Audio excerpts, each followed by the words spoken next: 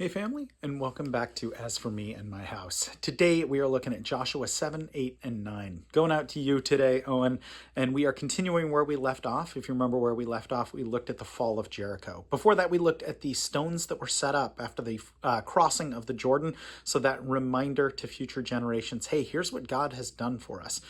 Beyond that, we looked at, obviously, the circumcision as well, so that renewal of the covenant. Last generation was circumcised, but this generation wasn't. So then once they had healed up, again, they took Jericho. We looked at, or we will look today at Achan's sin, really important there, the destruction of Ai, the covenant renewal, and the deception by the Gibeonites. And that's what I want to talk about today, is that some of that deception, because that's the lesson from that, lesson and ramifications of that are really important for our lives. And that's part of my prayer for you today, Owen. So we'll look at that. But again, Joshua 7, 8, and 9 today. So, chapter 7. But the Israelites acted unfaithfully in regard to the devoted things. Achan, son of Carmi, the son of Zimri, the son of Zariah, of the tribe of Judah, took some of them. So the Lord's anger burned against Israel. Now, Joshua sent men from Jericho to Ai, which is near Beth-aven, to the east of Bethel, and told them, "Go up and spy out the region." So the men went up and spied out Ai. When they had returned to Joshua, they said, "Not all the people will have to go up against Ai. Send 2,000 or 3,000 men to take it, and do not weary all the people, for only a few men are there." So about 3,000 men went up, but they were routed by the men of Ai, who killed about 36 of them. They chased the Israelites from the city gate as far as the stone quarries, and struck them down on the slopes. At this, the heart of the people melted and became like water. Then Joshua tore his clothes and fell face down to the ground before the ark of the Lord, remaining there till evening. The elders of Israel did the same and sprinkled dust on their heads. And Joshua said, "Ah, sovereign Lord, why did you ever bring this people across the Jordan to deliver us into the hands of the Amorites, to destroy us? If only we had been content to stay on the other side of the Jordan. O Lord, what can I say now that Israel has been routed by its enemies? The Canaanites and the other people of the country will hear about this, and they will surround us and wipe out our name from the earth. What then will you do for your own great name?" The Lord said to Joshua, "Stand up. What are you doing down on your face? Israel has sinned. They have violated my covenant, which I commanded them to keep. They have taken some of the devoted things. They've stolen. They have lied. They have put them with their own possessions. That is why the Israelites cannot stand against their enemies. They turn their backs and run because they have been made liable to destruction. I will not be with you any more unless you destroy whatever among you is devoted to destruction. Go, consecrate the people. Tell them, consecrate yourselves in preparation for tomorrow, for this is what the Lord, the God of Israel, says. That which is devoted among you, O Israel, you cannot stand against your enemies until you remove it. In the morning, present yourselves tribe by tribe. The tribe that the Lord takes shall come forward clan by clan. The clan that the Lord takes shall come forward family by family. And the family that the Lord takes shall come forward man by man. He who is caught with the devoted things shall be destroyed by fire, along with all that belongs to him. He has violated the covenant of the Lord, and it has done a disgraceful thing in Israel. Early the next morning, Joshua had Israel come forward by tribes, and Judah was taken. The clans of Judah came forward, and he took the Zerahites. He had the clan of the Zerahites come forward by families, and Zimri was taken. Joshua and his family came forward man by man, and Achan, son of Carmi, the son of Zimri, the son of Zariah of the tribe of Judah, was taken. Then Joshua said to Achan, "My son, give glory to the Lord, the God of Israel, and give him the praise. Tell me what you have done. Do not hide it from me." Achan replied, "It is true. I have sinned against the Lord, the God of Israel. This is what I have done. When I saw the plunder, a beautiful robe from Babylonia, 200 shekels of silver, and a wedge of gold weighing 50 shekels, I coveted them and took them. They are hidden in the ground, inside my tent, with the silver underneath." So Joshua sent messengers, and they ran to the tent, and there it was, hidden in his tent, with the silver underneath. They took the things from the tent, brought them to Joshua and all the Israelites, and spread them out before the Lord. Then Joshua, together with all Israel, took Achan, son of Zariah, the silver, the robe, the gold wedge, his sons and daughters, his cattle, donkey, and sheep, his tent, and all that he had to the valley of Achor. Joshua said, "Why have you brought this trouble on us? The Lord will bring trouble on you today." Then all Israel stoned him, and after they had stoned the rest, they burned them. Over Achan, they heaped up a large pile of rocks, which remains to this day. Then the Lord turned from his fierce anger. Therefore, that place has been called the Valley of Achor ever since. Chapter 8. Then the Lord said to Joshua, "Do not be afraid, do not be discouraged. Take the whole army with you and go up and attack Ai, for I have delivered the people into the hands of the king of Ai, his people, his city, and his land. You shall do to Ai and his king as you did to Jericho and its king, except that you may carry off their plunder and livestock for yourselves. Set an ambush behind the city." So Joshua and the whole army moved out to attack Ai. He chose 30,000 of his best fighting men and sent them out at night with these orders. Listen carefully. You are to set an ambush behind the city. Don't go very far from it. All of you will be on alert. I and those with me will advance on the city, and when the men come out against us, as they did before, we will flee from them. They will pursue us until we have lured them away from the city, for they will say, "They are running away, just as they did before." So when we flee from them, you are to rise up from ambush and take the city. The Lord your God will give it into your hand. When you have taken the city, set it on fire. Do what the Lord has commanded. See to it. You have my orders. Then Joshua sent them off, and they went to the place of ambush and lay in wait between Bethel and Ai, to the west of Ai. But Joshua spent that night with the people. Early the next morning, Joshua mustered his men, and he and the leaders of Israel marched before them to Ai. The entire force that was with them marched up and approached the city and arrived in front of it. They set up camp north of Ai, with the valley between them and the city. Joshua had taken about 5,000 men and set them in ambush between Bethel and Ai to the west of the city. They had the soldiers take up their positions, all those in the camp to the north of the city, and ambush to the west of it. That night Joshua went into the valley. When the king of Ai saw this, he and all the men of the city hurried out early in the morning to meet Israel in battle at a certain place overlooking the Arabah. But he did not know that an ambush had been set against him behind the city. Joshua and all Israel let themselves be driven back before them, and they fled toward the desert. All the men of Ai were called to pursue them. And they pursued Joshua and were lured away from the city. Not a man remained in Ai or Bethel who did not go after Israel. They left the city open and went in pursuit of Israel. Then the Lord said to Joshua, hold out toward Ai the javelin that is in your hand, for into your hand I will deliver the city. So Joshua held out his javelin toward Ai. As soon as he did this, the men of the ambush rose quickly from their position and rushed forward. They entered the city and captured it and quickly set it on fire.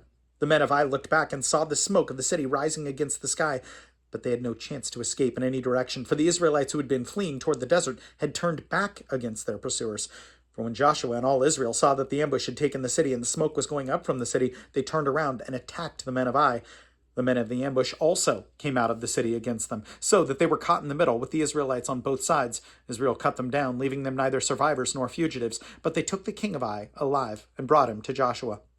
When Israel had finished killing all the men of Ai in the fields and in the desert where they had chased them, and when every one of them had been put to the sword, the Israelites returned to Ai and killed those who were in it. 12,000 men and women fell that day, all the people of Ai. For Joshua did not draw back the hand that held his javelin until he had destroyed all who lived in Ai.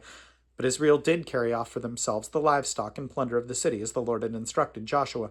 So Joshua burned Ai and made it a permanent heap of ruins, a desolate place to this day. He hung the king of Ai on a tree and left him there until evening. At sunset, Joshua ordered them to take his body from the tree and throw it down in the entrance of the city gate, and they raised a large pile of rocks over it, which remains to this day.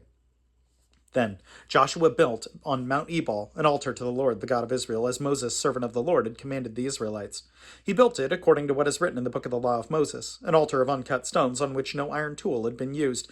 On it they offered to the Lord burnt offerings and sacrificed fellowship offerings. There, in the presence of the Israelites, Joshua copied on the stones the law of Moses, which he had written. All Israel, aliens and citizens alike, with their elders, officials, and judges, were standing on both sides of the Ark of the Covenant of the Lord, facing those who carried it, the priests, who were Levites. Half of the people stood in front of Mount Gerizim, and half of them in front of Mount Ebal, as Moses, the servant of the Lord, had formerly commanded when he gave instructions to bless the people of Israel. Afterward, Joshua read all the words of the law, the blessings and the curses, just as it is written in the book of the law. There was not a word of all that Moses had commanded that Joshua did not read to the whole assembly of Israel, including the women and children and the aliens who lived among them. Chapter 9. Now, when all the kings of the west of the Jordan heard about these things, those in the hill country, in the western foothills, and along the entire coast of the Great Sea, as far as Lebanon, the kings of the Hittites, Amorites, Canaanites, Perizzites, Hivitites, and Jebusites, they came together to make war against Joshua and Israel. However, when the people of Gibeon heard what Joshua had done to Jericho and Ai, they resorted to a ruse. They went as a delegation whose donkeys were loaded with worn-out sacks and old wineskins, cracked and mended. The men put worn and patched sandals on their feet and wore old clothes. All the bread of their food supply was dry and moldy. Then they went to Joshua in the camp at Gilgal and said to him and the men of Israel, "We have come from a distant country. Make a treaty with us." The men of Israel said to the Hittites, "But perhaps you live near us. How then can we make a treaty with you?"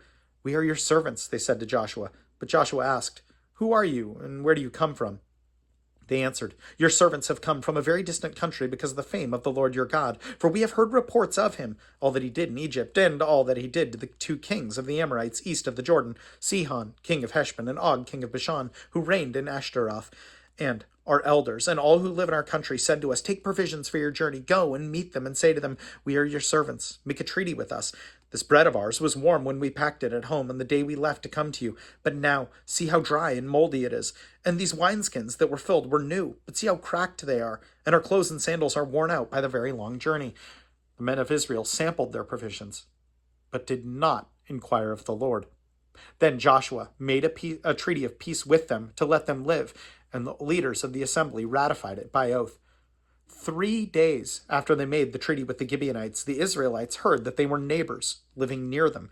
So the Israelites set out, and on the third day came to their cities, Gibeon, Kirath, Beeroth, and Kirath Jearim. But the Israelites did not attack them, because the leaders of the assembly had sworn an oath to them by the Lord, the God of Israel. The whole assembly grumbled against the leaders, but all the leaders answered, "We have given them our oath by the Lord, the God of Israel, that we cannot touch them now. This is what we will do with them. We will let them live, so that the wrath will not fall on us for breaking the oath we swore to them." They continued, "Let them live, but let them be woodcutters and water carriers for the entire community." So the leader's promise was kept.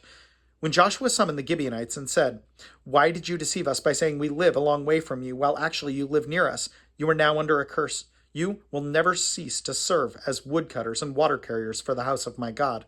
And they answered Joshua, "Your servants were clearly told how the Lord your God had commanded his servant Moses to give you the whole land, to wipe out all its inhabitants from before you. So we feared for our lives because of you, and that is why we did this. We are now in your hands. Do whatever seems good and right to you." So Joshua saved them from the Israelites, and they did not kill them.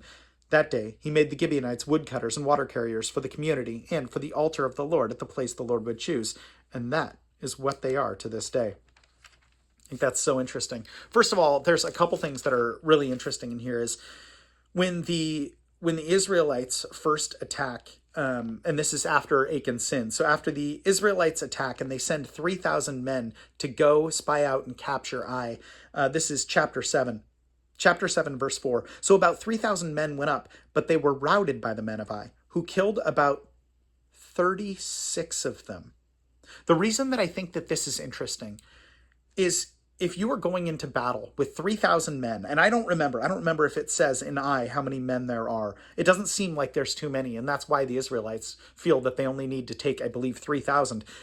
When they got routed, the Israelites were routed, they only had 36 men lost. And that's obviously, you want that number to be zero, right? But realistically, a battle of attrition, 36 is not a lot of people to lose in a big battle.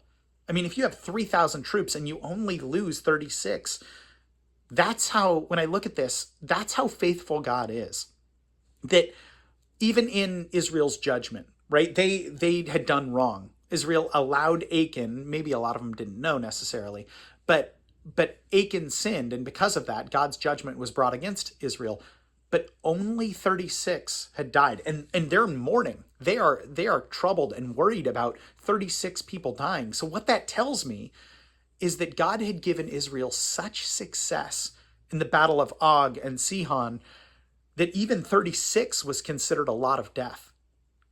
So it makes me wonder how many people died in some of those battles. If this was God allowing judgment on the Israelites and his judgment was only 36 people, then wow, that's incredible. That's absolutely amazing. I'm not saying that they didn't lose any people in those battles, but that just shows you what God has done for these armies. It's absolutely incredible.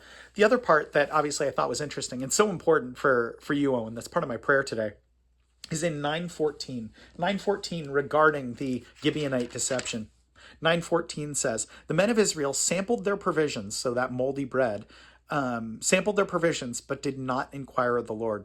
This note here, 9:14, says the Gibeonites saved themselves by performing an elaborate deception on the Israelite soldiers, acting as if they had come from far away. The Israelites tried to check their story, but neglected the most important test of all. They did not inquire of the Lord. Throughout Joshua, God shows that he is in charge and that following him is the only way to victory. The Gibeonites' trick saved their lives, but they were forced to become servants. Some of them later converted to Judaism. The book of Nehemiah shows Gibeonites, sometimes called Hivitites, among those who helped rebuild the walls of Jerusalem, and at least one king of King David's mighty men was a Gibeonite. See also this incident recorded in 2 Samuel. Even so, the Gibeonites often caused trouble for Israel. I mean, I look at that idea of inquiring of the Lord and how important that is, not just for our day-to-day. It absolutely is for our day-to-day, but how that can affect the rest of our day, the rest of our week, years, and potentially the rest of our lives when we don't inquire of the Lord. It's so funny. I was cleaning out the office today, and I came across all these old poems, and I mean a lot of old poems. So good grief, I've written somewhere in the realm of like 900 poems. And I came across a couple dozen paper poems. And when reading them, and this is a lifetime ago that I was writing these, and when reading them, honestly, I think like 3, maybe 4 of them made sense to me of what I could remember. And of that, so many of those poems were just fraught with questions. Just so many questions. What's going to happen? What's my life going to look like? Am I going to be okay? How will I get through this situation? All of those questions are just riddled throughout all of these writings. And I think I neglected very, very, very often inquiring of the Lord. And it's so funny to look back on that and to just be like, this doesn't make any sense to me. It probably makes as much sense to me now as it did when I wrote it. When I was writing it, I didn't know the direction that my life was going. And I didn't inquire of the Lord. That doesn't mean he's going to tell us exactly what he wants from us, but he will lead us. He will lead us when we inquire of him. He'll open doors. He'll close other doors. So I guess my prayer for you, Owen, is that moving forward, whatever confusion you have, whatever troubles you have, you bring to the Lord. And that doesn't mean he's going to come to you and say, Owen, do this. But he may bring people into your life to help you with those decisions. He may open doors or opportunities. And whatever the case, always bring it back to the Lord. Hey, you know what? This position, good grief, it seems great. It can make me a lot of money in the future. This is amazing. Why not move forward with this? This is incredible. I think that's something that you bring to the Lord, right? It's an open door. At least it appears that way. Bring it to the Lord. There's just no answer to this situation. It's just a lose-lose. It's going to be difficult no matter what. Bring it to the Lord. In the good, bring it to the Lord. In the difficult, bring it to the Lord. Because if not, you're going to look back in 20 years and you're going to look at the confusion that was in your life and you're going to say, I had all these opportunities to bring it to the Lord and I didn't. And I was left with just so much confusion in my life. And it's a lot simpler than we think. And it's a lot closer than we think.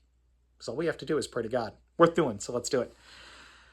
My God, I pray for Owen, that when he is moving forward, Lord, that you give him answers.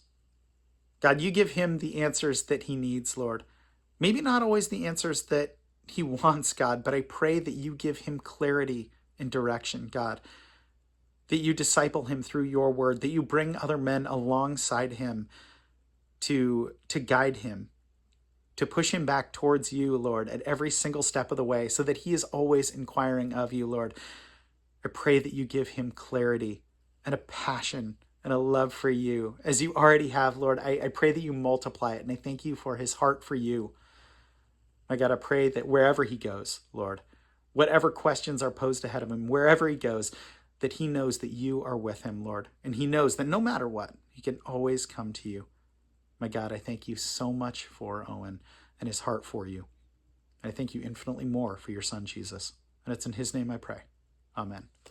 Well, Owen, good grief. I love you tons, man. And for anyone else watching, know that I appreciate you so, so much as well. And I will plan on seeing you tomorrow. Have a good one.